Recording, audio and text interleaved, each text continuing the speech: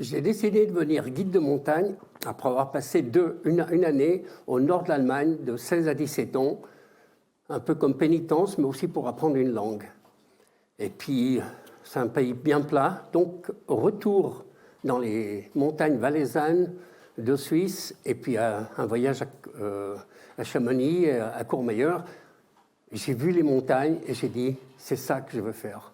Grimper les montagnes, guider, faire le métier de guide de montagne, amener des gens sur les sommets. Et actuellement, j'ai 50 ans de métier de guide, 40 ans d'aventure, donc 30 ans dans l'Himalaya et toujours vivant.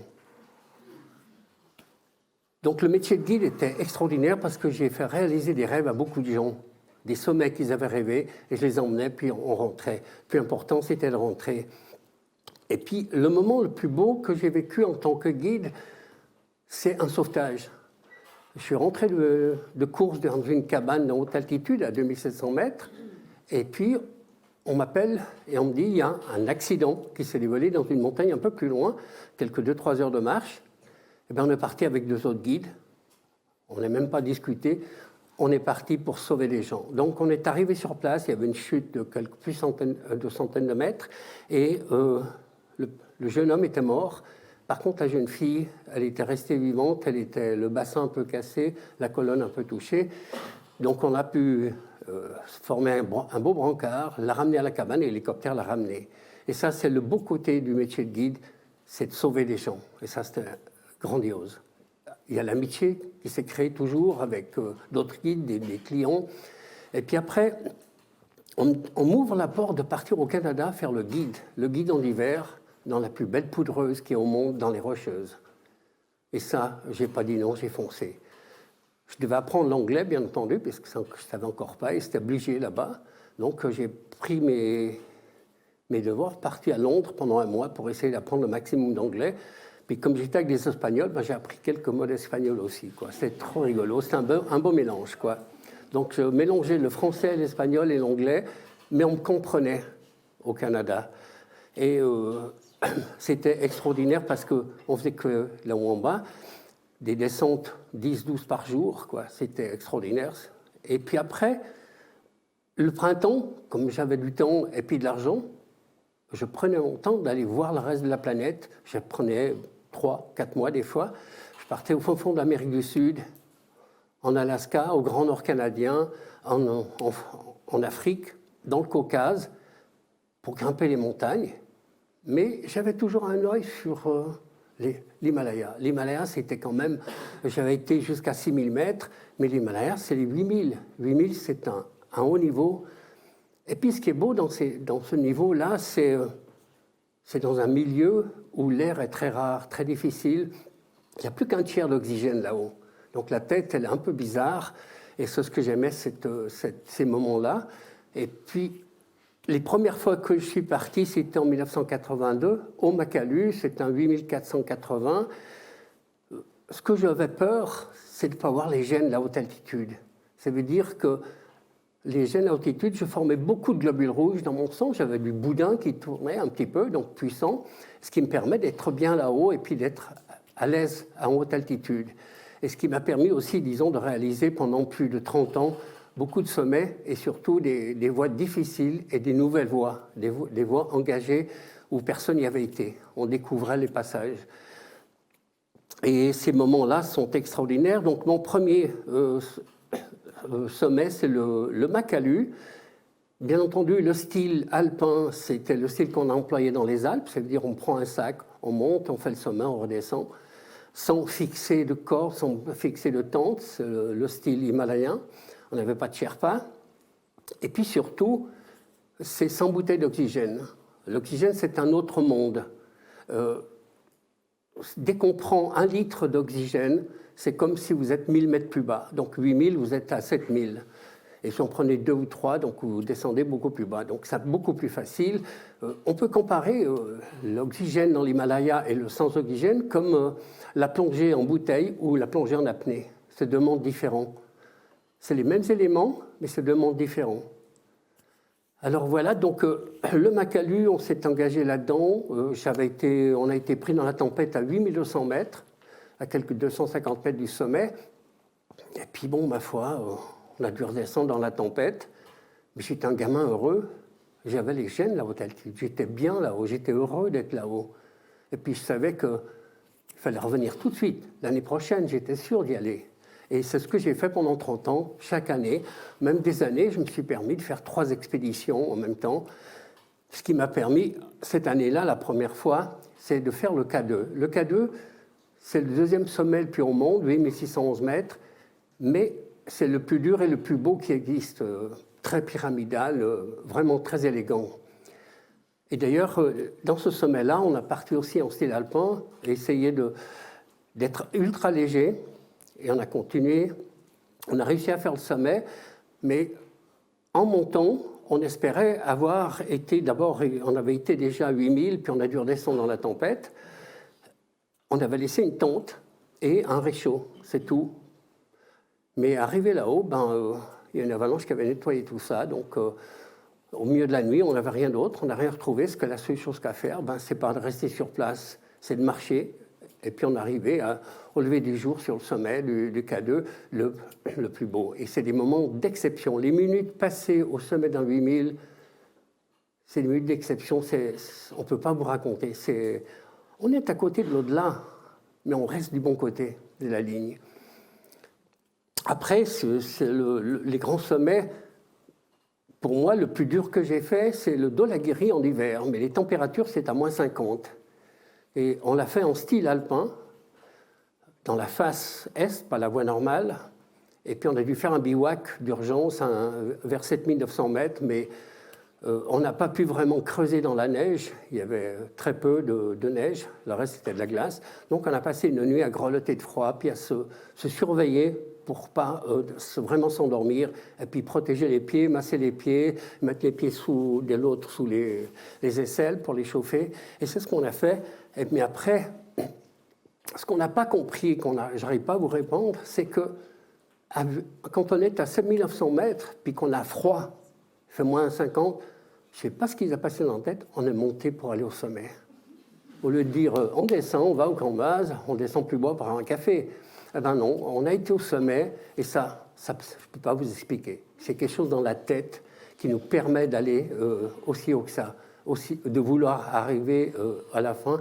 Puis après, on est redescendu tranquillement avec 2 copains, Erhard et Pierre-Alain, et c'était exceptionnel, on en était très contents. D'ailleurs, au retour, c'était ma 3e expédition dans l'année. J'avais un peu marre de marcher, donc dans la vallée plus bas, on a trouvé 3 chevaux, puis on a loué 3 chevaux, puis on a traversé le reste de la vallée pour rentrer. Après, parler, c'est de l'Everest. C'est vrai que ce qu'on a fait à l'Everest, c'était extraordinaire. On ne savait pas sur ce moment-là, mais maintenant on en parle beaucoup plus, puisque on s'est entraîné du côté tibétain de l'Everest. Donc l'Everest, c'est 8848 mètres. Vous avez le côté sud, avec le col sud, c'est pour les touristes actuellement. C'est là qu'il y a beaucoup de gens. Puis nous, on était côté face nord, côté tibétain. Donc le camp de base est à 8600 mètres. Personne n'était là, on était les seuls. Donc c'est un petit paradis. Et puis, on se rentrait vers la face nord.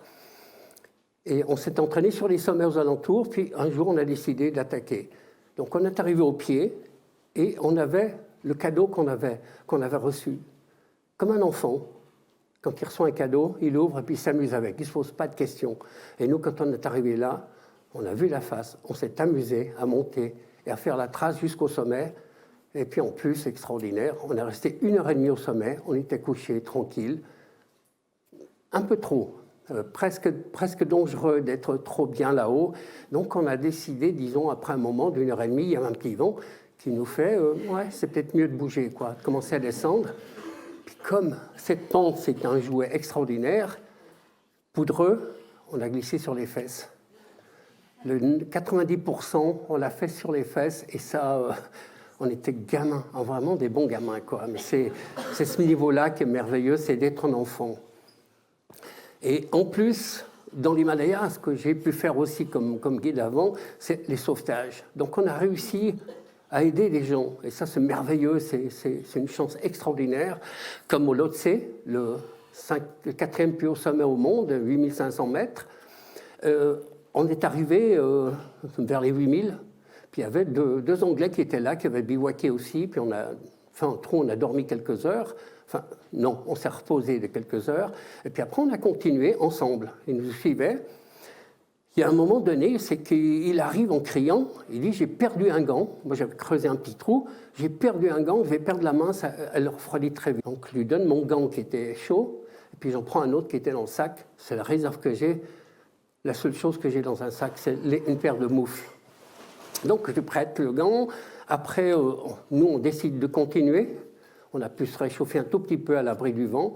Puis on continue, on va au sommet. Et dans la descente, on les rattrape. Et qu'est-ce qu'ils nous disent que ça va bien. Ils vont descendre lentement, ils vont prendre leur temps de descendre. C'est des anglophones, donc c'est des gens calmes, tranquilles et qui arrivent au bas.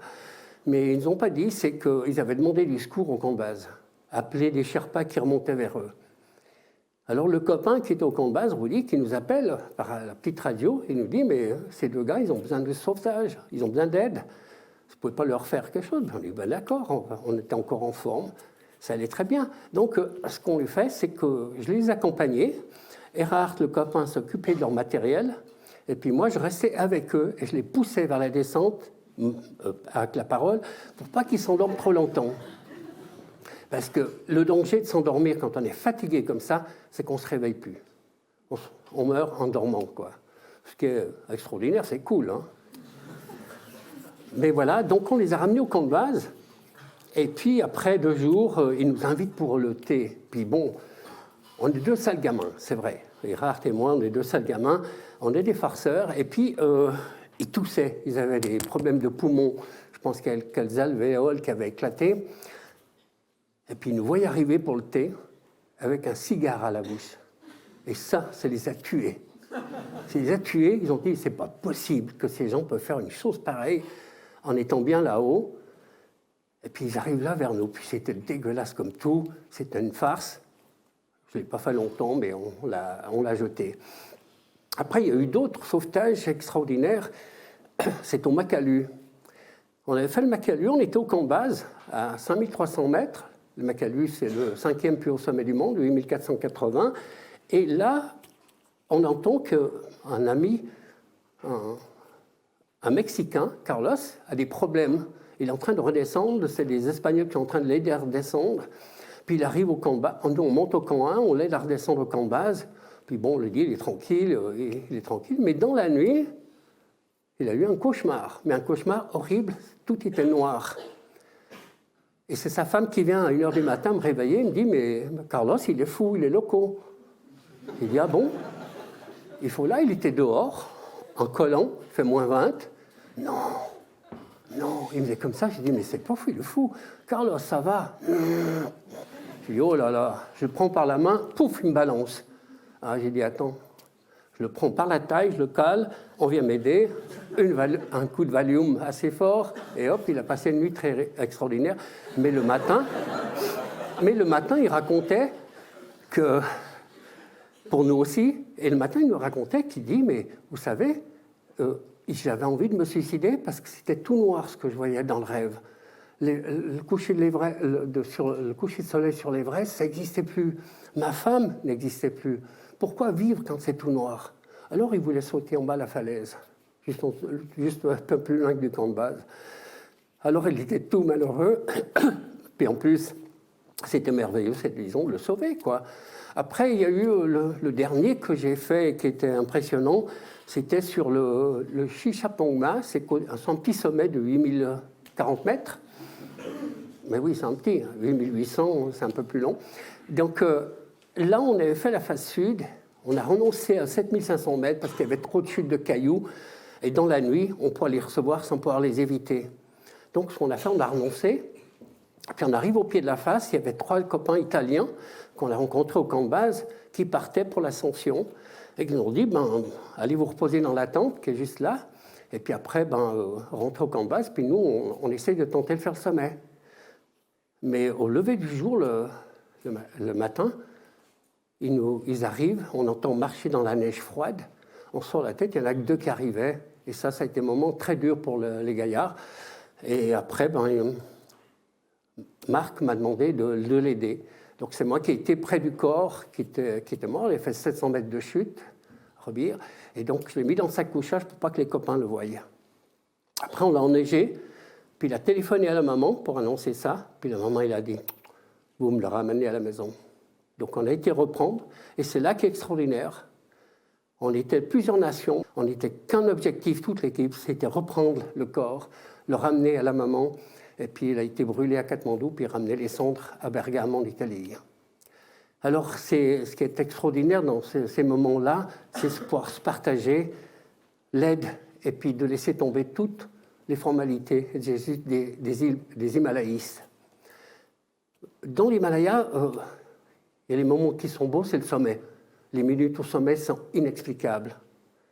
Mais encore, il y a la descente à faire. Donc, quand on commence à descendre, il y a une concentration énorme pour pas...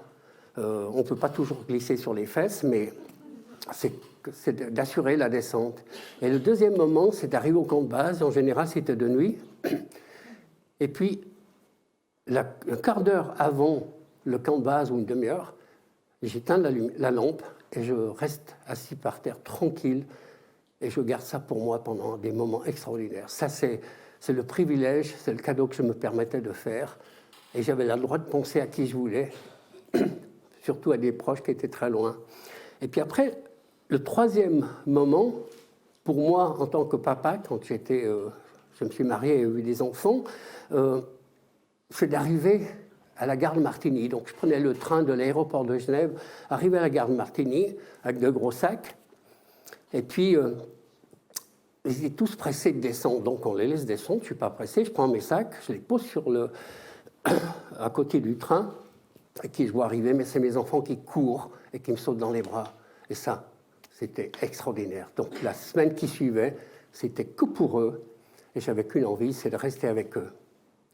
La semaine entière, sans prendre de téléphone, de reportage, j'étais encore en expédition. Ceux qui croyaient, c'était bon. Alors, je fais aussi autre chose qui sont très belles, c'est avec ma fondation, j'amène les jeunes en montagne, des tout jeunes, de 5 à 12 ans, je fais des camps de grimpe, de ski, je vais les voir, les sortir de l'hôpital avec des cancers, mycoviscidose, surcharge pondérale, et puis aussi dans les prisons. Et là, je passe des moments avec eux parce que j'étais un enfant terrible, donc je les comprends mieux. Et puis après, ce que j'aimerais, c'est aussi vous dire un bon message, c'est oser réaliser vos rêves. Et puis, si vous le réalisez, avoir un deuxième dans la poche. Comme ça, la vie avec des rêves, c'est toujours aussi beau. Bonne chance à vous et bon vent.